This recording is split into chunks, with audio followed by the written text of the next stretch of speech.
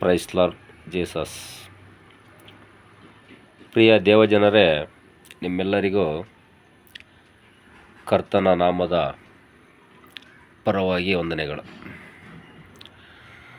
ದೇವರಿಂದ ಸ್ಪಷ್ಟವಾದ ಸೂಚನೆಗಳು. ನಾಯಕತ್ವವನ್ನು ಊಹಿಸುವುದು.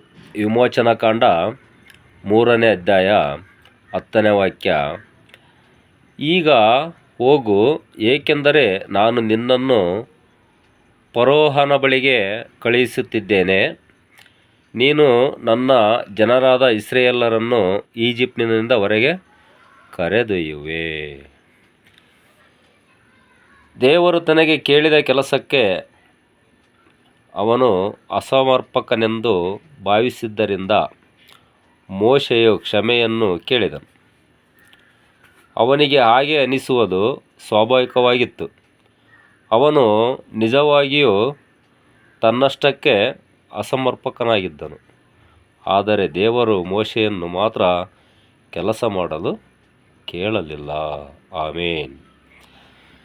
ದೇವರು ಮೋಶೆಗೆ ಅವನ ಸ್ವಂತ ಉಪಸ್ಥಿತಿ,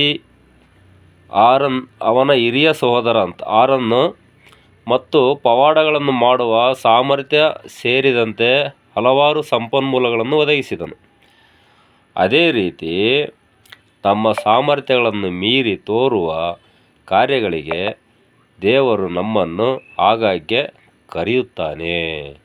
ಆದರೂ ನಾವು ಅವುಗಳನ್ನು ನಮ್ಮದೇ ಆದ ಮೇಲೆ ನಿಭಾಯಿಸಬೇಕೆಂದು ಅವನು ನಿರೀಕ್ಷಿಸುವುದಿಲ್ಲ. ಮೋಶೆಯೊಂದಿಗೆ ಮಾಡಿದಂತೆಯೇ ನಮ್ಮ ಕರೆಯನ್ನು ಪೂರೈಸಲು ನಮಗೆ ಸಹಾಯ ಮಾಡಲು ದೇವರು ತನ್ನ ಸಂಪನ್ಮೂಲಗಳನ್ನು ನೀಡುತ್ತಾನೆ. ಹಲ್ಲೆಲೂಯಾ. ಆರಂಭದಲ್ಲಿ ಮೋಶೆ ಮಾಡಿದಂತೆ ನಾವು ನಮ್ಮ ಅಸಮರ್ಪಕ ಭಾವನೆಗಳ ಹಿಂದೆ ಅಡಗಿಕೊಳ್ಳಬಾರದು. ಬದಲಾಗಿ ನಮಗೆ ಲಭ್ಯವಿರುವ ದೊಡ್ಡ ಸಂಪನ್ಮೂಲಗಳನ್ನು ನಾವು ಗುರುತಿಸಬೇಕು ಮತ್ತು ನಮ್ಮ ಅನನ್ಯ ಕೊಡುಗೆಗಳನ್ನು ಬಳಸಲು ದೇವರಿಗೆ ಅವಕಾಶ ಮಾಡಿಕೊಡಬೇಕು. ಆಮೇನ್.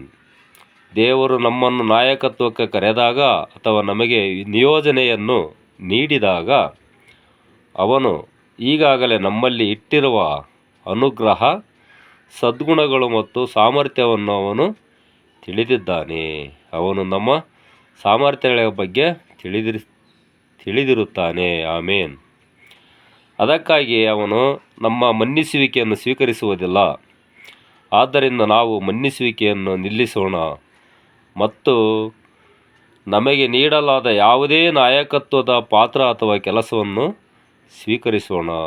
ನಮ್ಮ ಸಮುದಾಯಗಳಲ್ಲಿ, ಚರ್ಚ್ಗಳಲ್ಲಿ ಅಥವಾ ಮನೆಯಲ್ಲಿಯೇ ಈ ಪಾತ್ರಗಳನ್ನು ಪೂರೈಸುವಲ್ಲಿ ವಿಧೇಯತೆಯ ಮೂಲಕ ನಮ್ಮ ಆಶೀರ್ವಾದ ಮತ್ತು ಪ್ರಯೋಜನಗಳನ್ನು ನಾವು ಕಂಡುಕೊಳ್ಳುತ್ತೇವೆ. ಹಲ್ಲೆಲೂಯಾ. ದೇವರು ನಮಗೆ ಯಾವ ಒಂದು ಕಾರ್ಯವನ್ನು ಸೂಚಿಸುತ್ತಾನೋ ಆ ಕಾರ್ಯವನ್ನು ನಾವು ಮಾಡುವಂಥವರಾಗಬೇಕು. ತಂದೆಯೇ, ನನ್ನ ಅಸಮರ್ಪಕತೆಯನ್ನು ಕ್ಷಮಿಸಿ ಬಳಸುವುದನ್ನು ನಿಲ್ಲಿಸಲು ನನಗೆ ಅನುಗ್ರಹ ಮತ್ತು ಶಕ್ತಿಯನ್ನು ನೀಡಿ ಮಾರ್ಗದರ್ಶನ ಮಾಡಲು ಮತ್ತು ಮೇಲ್ವಿಚಾರಣೆ ಮಾಡಲು ಮಾತ್ರವಲ್ಲದೆ ನಿಮ್ಮ ಶಕ್ತಿಯ ಮೂಲಕ ನಿಮ್ಮ ಕೆಲಸವನ್ನು ಸಾಧಿಸಲು ನನಗೆ ಸಹಾಯ ಮಾಡಲು ನೀವು ಯಾವಾಗಲೂ ಇರುತ್ತೀರಿ ಎಂದು ನನಗೆ ನೆನಪಿಸುತ್ತಾ ಇರಬೇಕು. ಆಮೇನ್. Hallelujah, hallelujah, hallelujah.